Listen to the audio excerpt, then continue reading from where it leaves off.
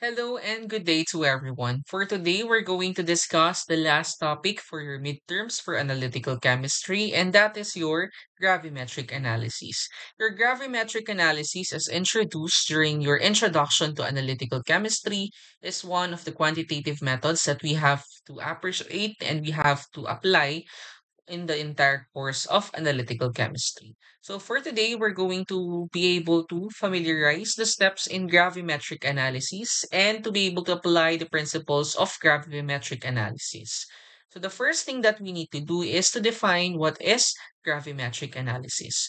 So your gravimetric analysis is a classical method in analytical chemistry that involves now the isolation or isolating the analyte in a pure form or converting it into a pure compound followed by precise weighing. So this method is highly accurate and it relies on the principle of mass measurement to quantify the analyte. So as stated here, this is a quantitative method involved now in the measurement of the weight. So we're talking about how much of each component weighs in terms of mass. So in terms of mass, so we're talking about your analyte or compound of known composition that contains the analyte.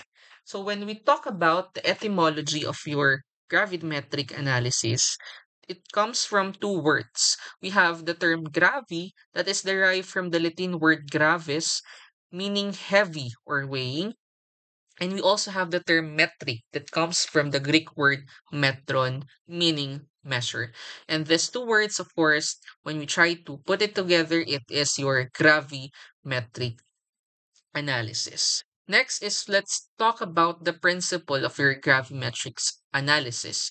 As stated here, this is a mass of an ion in a pure compound can be determined and later on it is used to find the mass percent of a same ion in a known quantity of an impure compound. Emphasis on the impure compound. Therefore, in the principle of your gravimetric analysis, we should first have pure compound analysis and later on your impure compound analysis.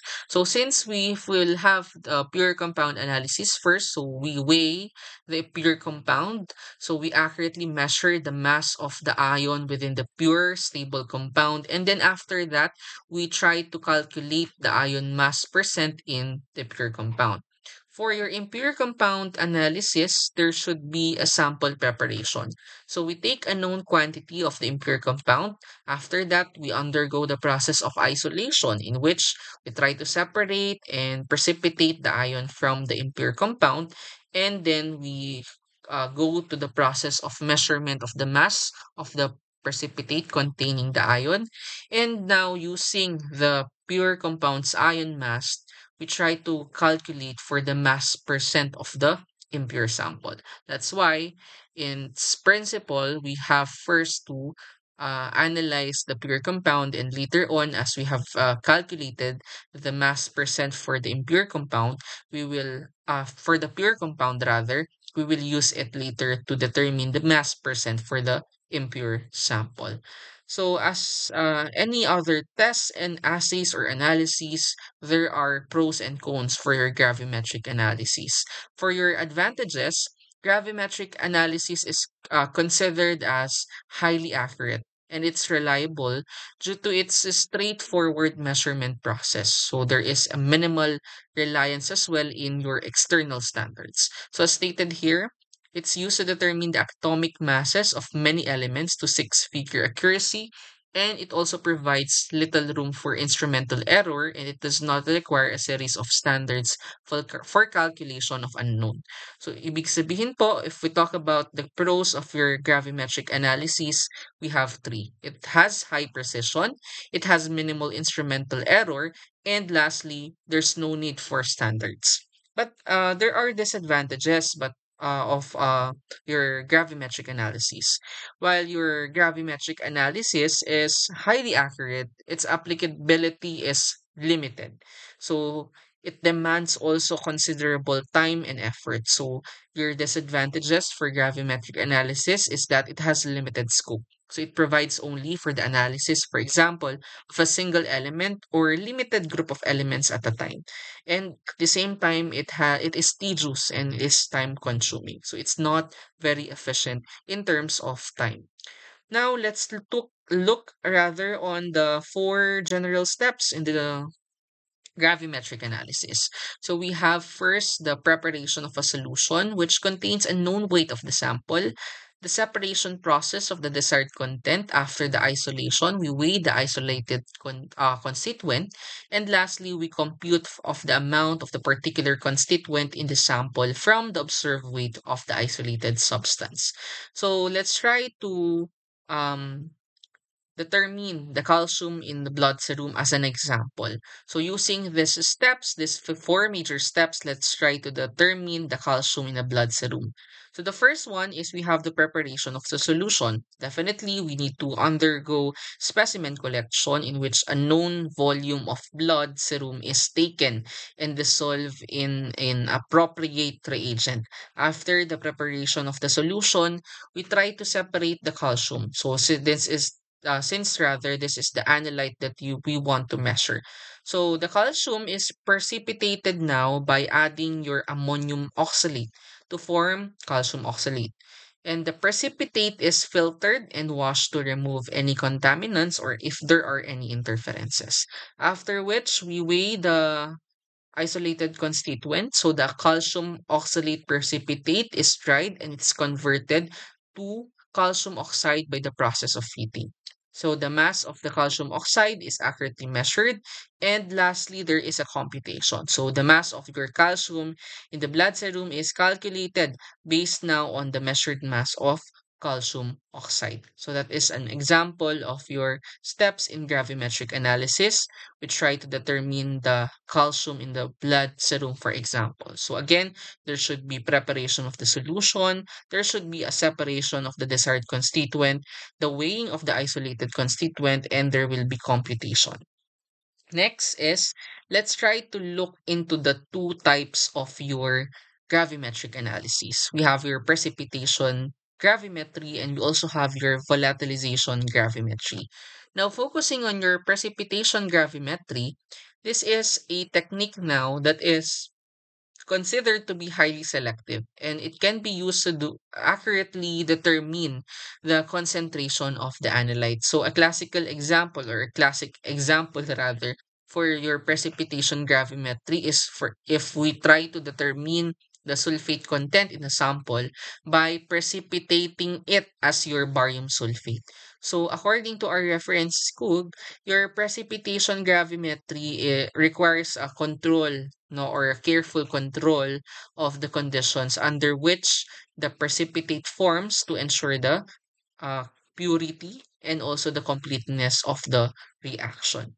For the volatilization gravimetry, on the other hand, this involves separating components of a mixture by heating or chemically decomposing the sample, which cause one or more components to be volatilized. So the mass of the volatilized component can be determined indirectly by measuring the mass loss. So for example, if we try to determine the water content in a hydrate, so we try to heat or through the process of heating, it will drive off the water as steam in the content or in the sample. So when we talk about your volatilization gravimetry, this is, as discussed by Skoog or reference, it is useful now for components that can be easily volatilized at specific temperatures since we can be able to do this step by the process of heating or if not by chemical reactions since there will be chemical decomposition which will now allow accurate mass determination. So those are the two types of gravimetric analysis. We have precipitation gravimetry and volatilization gravimetry. Now let's talk about different factors of in preparation of a solution. So there are three key factors in the preparation of a solution, and controlling these factors is very crucial for accurate, reliable gravimetric analysis. The first one is we have the volume. So we have to ensure that the sample is dissolved in a precise volume of solvent, because by making it precise, we have or we can be able to have accurate concentration determination. So that's for volume. We also have pH. So we have to adjust the pH to optimal levels because it will facilitate now complete dissolution and appropriate precipitation of the analyte. And lastly, we have the temperature. So for examples, we have the the analysis, or we have here the precipitation gravimetry analysis. So it's important for us to control the temperature because it will enhance now the solubility and the stability of the solution. So again, those are the three key factors in the preparation of a solution. We have your volume. We have to ensure that the sample is dissolved in a precise volume. The pH, we have to make sure that it is adjusted to its optimal level in order for us to facilitate chemical dissolution and appropriate precipitation of the analyte, and also temperature. It will enhance now the solubility and the stability of the solution. So we also have here the properties of precipitating agents. So your properties of the precipitating agents, this highlights the importance of choosing precipitating agents based on their specificity and selectivity. Because if we choose them based on their specificity or selectivity, this will ensure an accurate analysis in the gravimetric methods. So ideally, precipitating agents should react specifically. If we say specifically, we have your specific reagents. So these are considered as rare and they react only with a single chemical species. And also, there is also selectivity, or we have your selective reagents, in which it is more common than that of your specific reagents, and it will react with a limited number of species. So, ensuring that your precipitating agents are specific or are selective will target only the desired chemical species. So it will eliminate the interferences or contaminants on the sample, which will ensure, of course, the reliability of your results. Next one is we're going to talk about the properties of your good precipitate. So these properties that is stated are essential considerations in your gravimetric analysis because, of course, it will ensure the reliability and the preciseness in the determination of the analytes. The first one is the filterability and washing. So we have to make sure that the precipitate should be easily filterable, or it's easily filtered, which will allow now efficient separation from the solution. At the same time, it should be, or it should wash free of contaminants easily. So this is the first one, filterability and washing. The second one is low solubility. So it should have sufficiently low solubility. Why? Because it will prevent significant loss of the analyte, especially that we will undergo, or during the analysis, it will undergo the process of filtration and washing. So it needs to have low solubility. At the same time, there should be chemical stability. The precipitate should be unreactive with atmospheric constituents.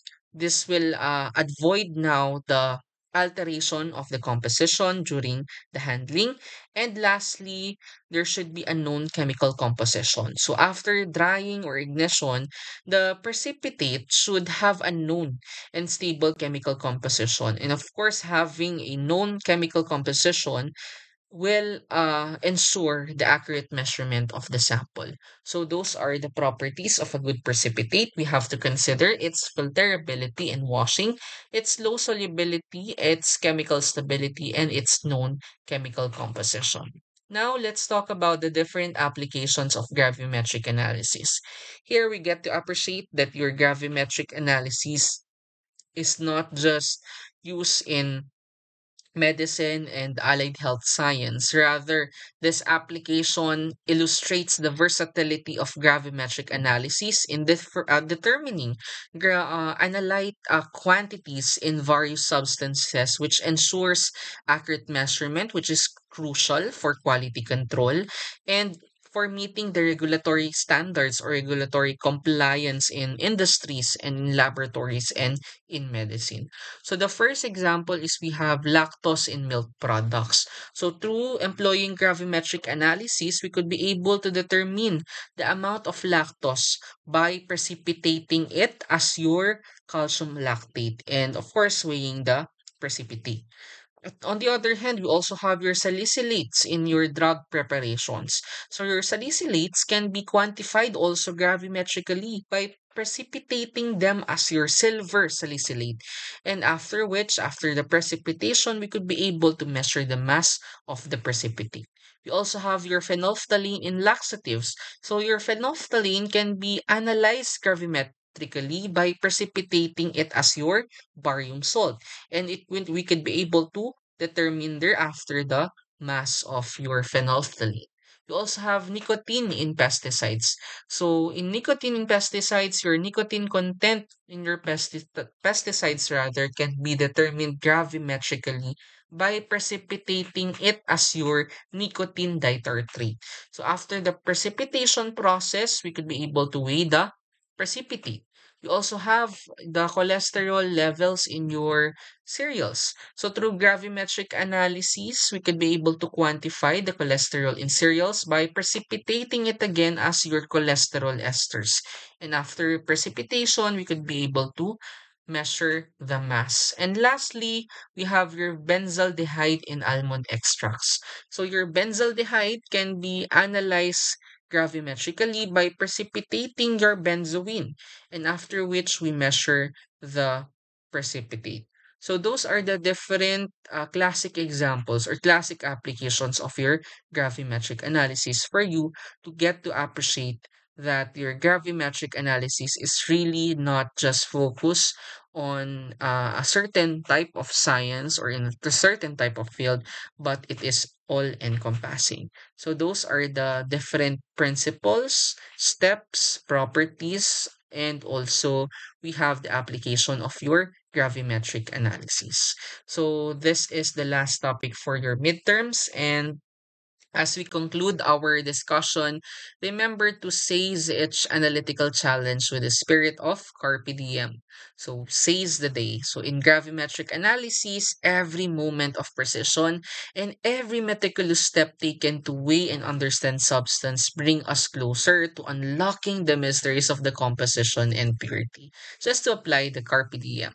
So, just as Carpe Diem inspire us to live fully, let us approach its sample with determination, ensuring our measurements are not just accurate but meaningful. Good luck and God bless for your examinations. And again, seize the day.